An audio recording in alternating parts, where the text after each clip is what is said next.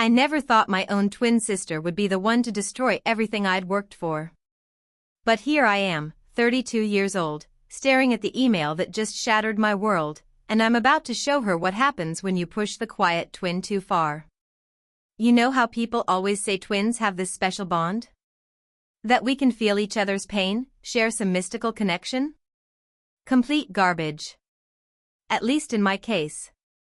Because the person who just cost me my dream job, who sabotaged 6 months of interviews and networking, who smiled to my face while stabbing me in the back, that person shares my exact DNA. Let me paint you a picture of my sister Chloe. 5 feet 6 inches of manufactured perfection. Bleached teeth, designer everything, and an Instagram account with 40,000 followers who think she's some kind of lifestyle guru. Every photo is her in a different exotic location, holding a green smoothie, captioned with inspirational quotes about living your best life and manifesting abundance. The kind of content that makes you want to throw your phone across the room. Then there's me. Claire. Same height, same basic features, but I might as well be from a different planet. I wear jeans that actually fit instead of cutting off my circulation. My idea of a good time is reading a book in my apartment, not posing for selfies at some overpriced brunch spot. I worked as a financial analyst. Numbers don't lie, unlike people. Numbers make sense. Growing up, our parents never tried to hide who their favorite was. Mom would light up when Chloe walked into a room, immediately asking about her latest adventure or complimenting her outfit. Dad would slip her extra cash for shopping trips, chuckling at her stories about dates and parties. Meanwhile, I'd get a distracted nod when I showed them my honor roll certificates or tried to share something I'd learned. "Claire's so responsible," Mom would say to her friends, in that tone people use when they're trying to find something nice to say about the boring kid. "She's our little worker bee." Worker bee. Like I was some kind of background character in the story of our family. But I told myself it didn't matter. I had my path. While Chloe was posting thirst traps and trying to become an influencer, I was building a real career. I worked nights to put myself through college, graduated with honors, and slowly climbed the ladder at a mid-sized firm. No shortcuts, no daddy's money, just pure effort. And then the opportunity came along. Senior Portfolio Manager at Meridian Capital. The kind of position I'd been dreaming about since my first economics class. 6-figure salary, equity options, and most importantly, the respect that comes with managing other people's millions. The interview process was grueling. 3 rounds, case studies, presentations to the board. But I nailed every single one. The hiring manager, Janet Morrison, even told me I was their top candidate. "Your analysis of the tech sector transition was brilliant, Claire. We're just finalizing some references, and we should have an offer to you by Friday." That was 3 weeks ago. I kept calling, kept emailing. Professional but persistent. Janet's tone started changing. Short responses, delayed callbacks. Something was wrong, but I couldn't figure out what. My references were solid. My former boss loved me. My portfolio spoke for itself. Then yesterday, I got the email. The one that made my hands shake as I read it. "Dear Claire, after careful consideration, we've decided to move forward with another candidate. While your qualifications are impressive, we've had some concerns raised about your professional judgment and stability. We wish you the best in your future endeavors." Professional judgment and stability. What the hell did that even mean? I spent the whole night obsessing over it, replaying every interaction, every email, every phone call. What had I done wrong? What had I said? And then, at 2 in the morning, it hit me. My references. I pulled up the application I'd submitted. Under emergency contact, I'd listed my parents' home number. Standard procedure. But I'd also listed my sister Chloe as a character reference, thinking it would be good to have a family member vouch for me. Someone who'd known me my whole life. My stomach dropped. I grabbed my phone and called Janet Morrison's direct line. It was way too early, but I didn't care. Voicemail. I left a message, trying to keep my voice steady. Janet, it's Claire.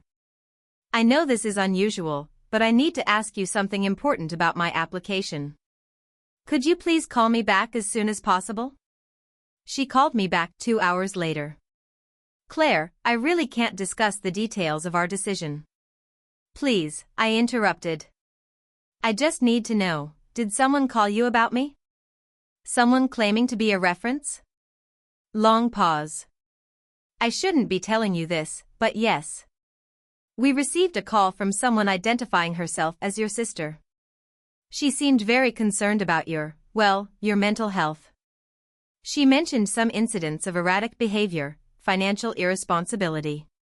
She said she felt obligated to speak up because she cared about you, but that she was worried about you handling the stress of such a demanding position.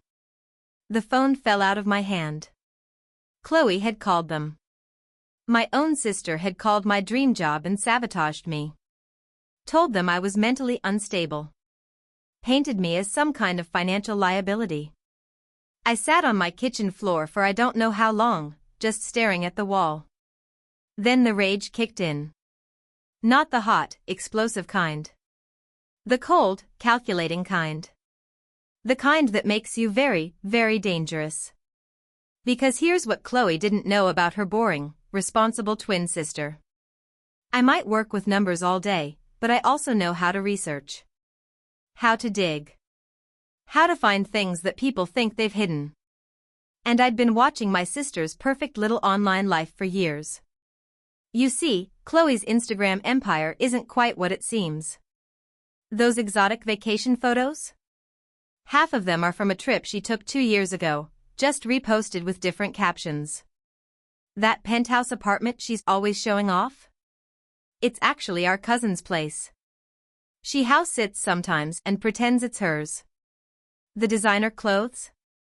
Knockoffs from overseas, with the logos carefully positioned to hide the cheap stitching. But the real kicker? The thing that would destroy her precious personal brand completely? Her boyfriend Marcus. The one she's been posting about for 6 months, calling him her soulmate and king. The one she's been hinting about marriage with, showing off promise rings and dropping hints about their future together. Marcus is married. Has been for 8 years. 3 kids. I found his wife's Facebook page months ago. Sweet woman named Jessica posts pictures of their family trips, their kids' soccer games. She has no idea her husband is living a double life with my sister. I'd been sitting on this information for months, telling myself it wasn't my business. That eventually the truth would come out on its own. But that was before Chloe decided to destroy my career for fun. Now it was time for some accountability. I spent the next day putting together what I liked to call my evidence portfolio. Screenshots of Marcus's family photos, cross-referenced with Chloe's posts about their relationship. Her fake apartment posts matched with property records showing who actually owned the place. Side-by-side comparisons of her designer outfits with the original knockoff listings from overseas websites. But I didn't want to just expose her to a few people. I wanted maximum impact. I wanted her to feel exactly what she'd done to me, but magnified. So I created a TikTok account. Claire Bertruth. And I made a video. Hey everyone, I want to tell you about my twin sister. She's an influencer with 40,000 followers, and she's been lying to every single one of you. I laid it all out. The fake apartment, the knockoff clothes, the recycled vacation photos. I showed the evidence side by side, my voice calm and factual, like I was presenting a quarterly earnings report. But I saved the best for last. And finally, I want to talk about her boyfriend Marcus, who she's been calling her soulmate for the past 6 months. Here's Marcus with his wife Jessica and their 3 children at their son's birthday party last weekend. Same weekend my sister was posting about their romantic getaway to the mountains. I posted the video at 8 p.m. on a Sunday night. Prime scrolling time. By Monday morning, it had 300,000 views. By Tuesday, it was at 1.2 million. The comments were brutal. Screenshots of the video were being shared across Instagram, Twitter, Reddit. Someone had even found Chloe's real address and started a Google review page for her business that was just hundreds of people calling her a fraud. My phone started ringing Tuesday afternoon. "Chloe. What the hell is wrong with you?" she screamed the second I picked up. "Do you have any idea what you've done?" "I exposed the truth," I said calmly. "Same thing you did to me." "That's completely different. I was trying to protect that company from making a mistake." "By lying about my mental health?" "I wasn't lying." "You are unstable." "This proves it." What kind of person destroys their own sister's life over a stupid job? The kind of person whose sister destroyed their career first.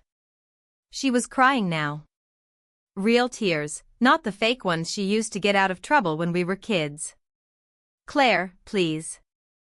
I'm getting harassment messages. Someone threw eggs at my car. Marcus won't return my calls. I think his wife found out. My follower count is dropping by the thousands. Please just take the video down." For a moment, just a moment, I felt sorry for her. We might not have had the mystical twin connection, but we'd shared a womb. We'd grown up in the same house, dealt with the same parents, lived parallel lives. But then I remembered Janet Morrison's voice on the phone. The disappointment. The opportunity that was gone forever because of Chloe's jealousy. "No," I said. "You made your choice when you picked up that phone. Now you get to live with the consequences." She hung up on me. The next call was from Mom. "Claire Elizabeth, what is this I'm hearing about some video you made?" Chloe is beside herself. She says you're trying to ruin her life. She ruined mine first. What are you talking about? I told her about the job, about the reference call, about everything. There was silence on the other end. "Well," Mom finally said, "I'm sure she didn't mean any harm. You know how Chloe is. She probably thought she was helping somehow." "Helping who?"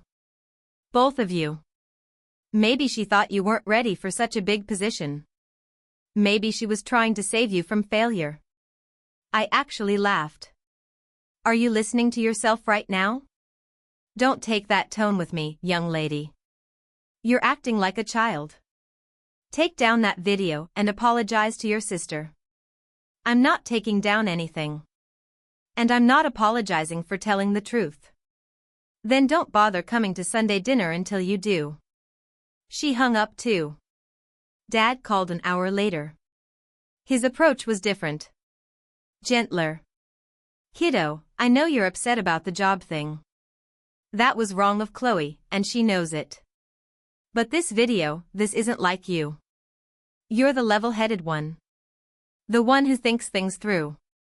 I did think it through, Dad. For about 6 months, actually. Come on, Claire. You know how the internet is. This stuff follows people forever. Do you really want to be responsible for destroying your sister's future over one mistake? Her future? What about mine? Do you have any idea how hard it is to get another opportunity like that in this market? References talk to each other. Word gets around. She didn't just cost me one job, she damaged my entire reputation. I get that, I do. But 2 wrongs don't make a right. Sometimes they do, Dad. Sometimes they absolutely do. The video kept climbing. By Thursday, it had hit 5 million views. News outlets were picking it up. Twin sister exposes influencer's fake life was trending on Twitter. Someone had turned it into a meme. Chloe's Instagram account was hemorrhaging followers. She'd posted a few desperate damage control videos, claiming I was jealous, that I'd taken things out of context, that she was the victim of a coordinated harassment campaign. But the evidence spoke for itself. People could see the truth right there in black and white. Marcus's wife Jessica had found out, just like I'd predicted. She'd posted her own video, talking about how she'd discovered her husband's double life through social media, thanking the internet for helping her see who her husband really was. She was filing for divorce. Friday afternoon, I got a call from an unknown number. Is this Claire? Yes, who's this? This is David Park from Channel 7 News. We'd like to interview you about your viral video. Would you be available? I almost said no. But then I thought about it. About years of being the invisible twin. The responsible one. The one who didn't make waves. Sure, I said. I'll do it. The interview aired Sunday night. They played clips from my video, showed the evidence I'd gathered, talked about the impact on social media. I kept my answers short and factual. No drama, no emotion, just the truth. Some people are saying you went too far, the reporter said. That you've essentially destroyed your sister's livelihood over a personal dispute. My sister destroyed my livelihood first, I replied. She made a calculated decision to sabotage my career because she was jealous of my success. I simply responded with the truth about hers. Do you regret making the video? I thought about it for a moment. About the job I'd lost, the family dinners I was no longer welcome at, the sister who would probably never speak to me again. No, I said. I don't regret it at all. The interview went viral too. Hashtag Team Claire started trending. People were sharing their own stories about being sabotaged by family members, about sibling rivalry, about the pressure to maintain fake social media personas. I'd accidentally started a movement. But the weirdest part? I started getting job offers. Turns out, a lot of companies were impressed by my research skills and my ability to present complex information in an accessible way. 3 different firms reached out the week after the interview.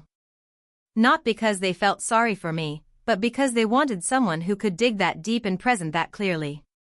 I accepted an offer from a startup that specialized in social media analytics. Senior data strategist, 20% more than what Meridian had been offering.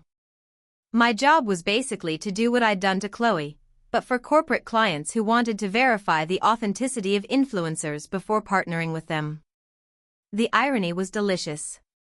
2 months later, I was settling into my new office when my phone buzzed. Text message from an unknown number. This is Chloe. New phone. Can we talk? I stared at the message for a long time. Part of me wanted to delete it, block the number, pretend I'd never seen it. But curiosity won. What do you want? I typed back. To apologize. Really apologize. Can we meet somewhere? Just to talk? We met at a coffee shop downtown. Neutral territory. Chloe looked different. Her hair was back to its natural color, no extensions.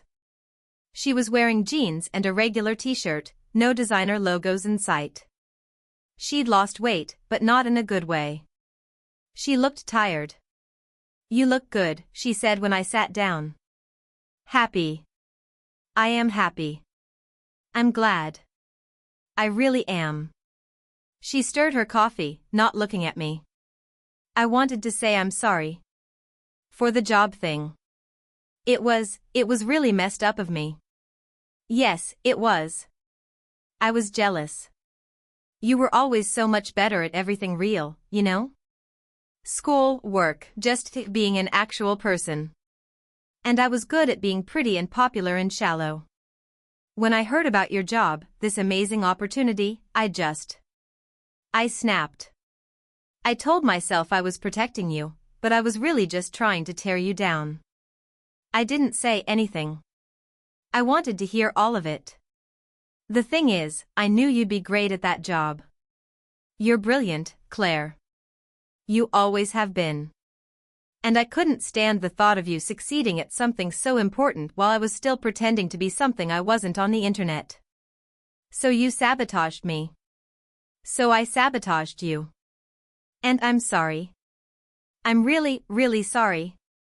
We sat in silence for a while.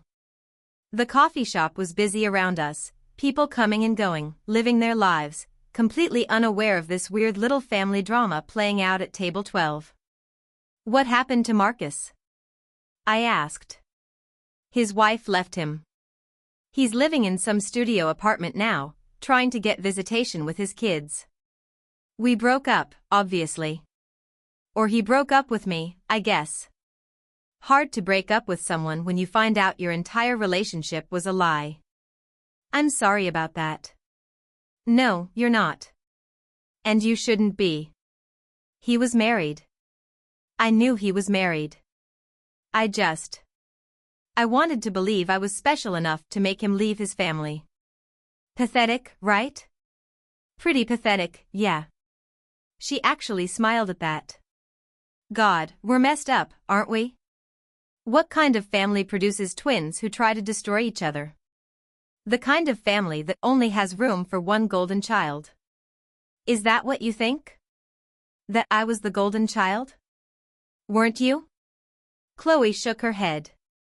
I was the entertainment. The pretty one who made mom and dad feel young and fun. But you were the one they were actually proud of. The one with the real achievements. I heard them talking about you all the time. About how smart you were, how hardworking, how you were going to be really successful someday.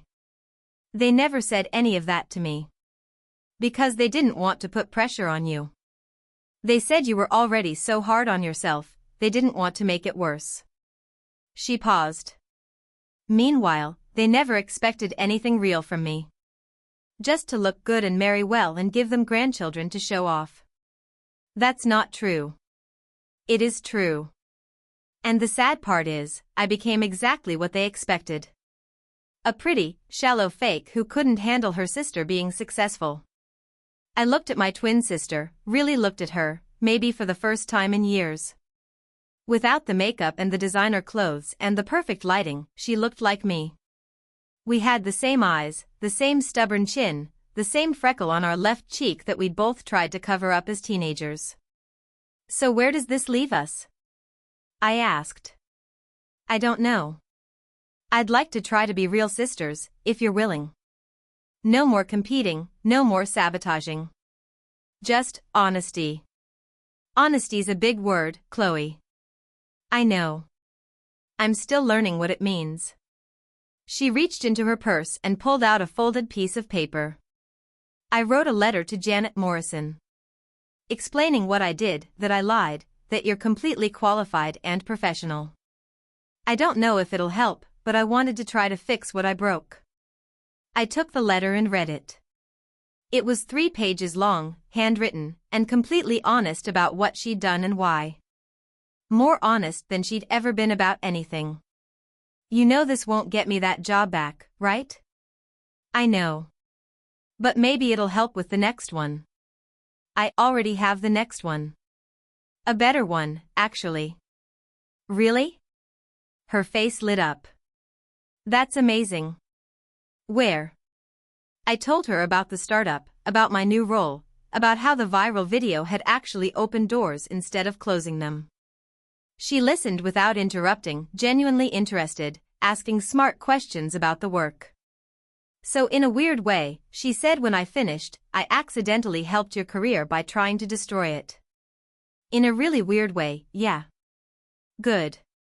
I'm glad something positive came out of my terrible decision. We talked for another hour.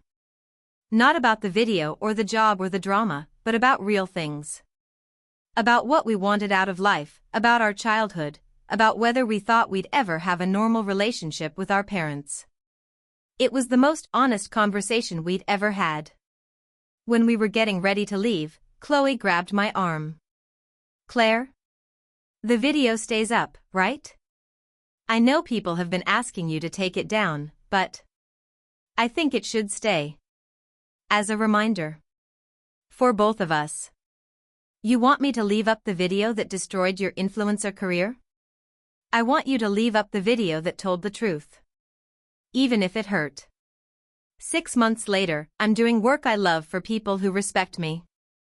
I've bought my own apartment, a real one, not some fantasy rental for social media. I'm dating a guy who thinks my intelligence is sexier than my Instagram feed, probably because I don't have an Instagram feed. Chloe's doing better too. She got a job at a non-profit that helps young women develop real skills instead of just social media followings. She's been going to therapy, working on understanding why she felt the need to live such a fake life for so long.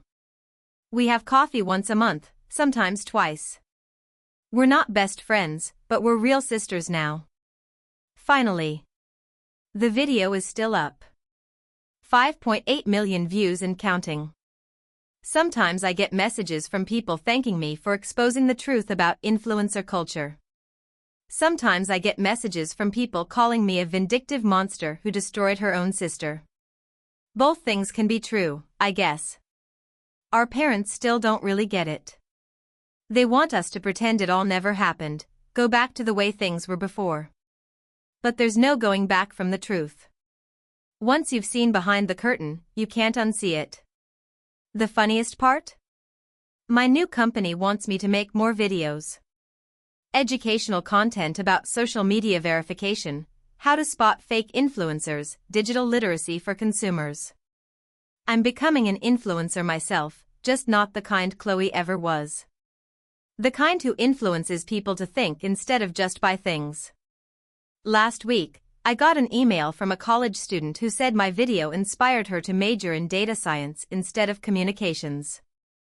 She wanted to learn how to find the truth in numbers instead of just creating pretty lies for the internet. That email meant more to me than any job offer ever could. Truth is a powerful thing. It burns when it comes out, but it also clears the ground for something real to grow. My sister learned that the hard way. Our family learned it too. And now millions of strangers on the internet are learning it from our messy, public breakdown. Would I do it again, knowing what I know now? Knowing it would hurt my sister, divide my family, turn our private pain into public entertainment? Yeah. I absolutely would. Because some lies are too big to let slide. Some betrayals cut too deep to forgive quietly. And sometimes the only way to save yourself is to burn down everything fake around you and start over with what's real. Maybe that makes me vindictive. Maybe it makes me cruel. Or maybe it just makes me someone who finally learned that being the good twin, the quiet twin, the responsible twin doesn't mean you have to let people walk all over you. The truth will set you free. But first, it's going to make a lot of people very uncomfortable. And you know what? I'm completely fine with that. If you've got your own story about family betrayal or fighting back against fake people in your life, I want to hear it. Drop a comment below and let's start a real conversation about what happens when the gloves come off. Subscribe if you want more stories about the messy reality behind perfect lives.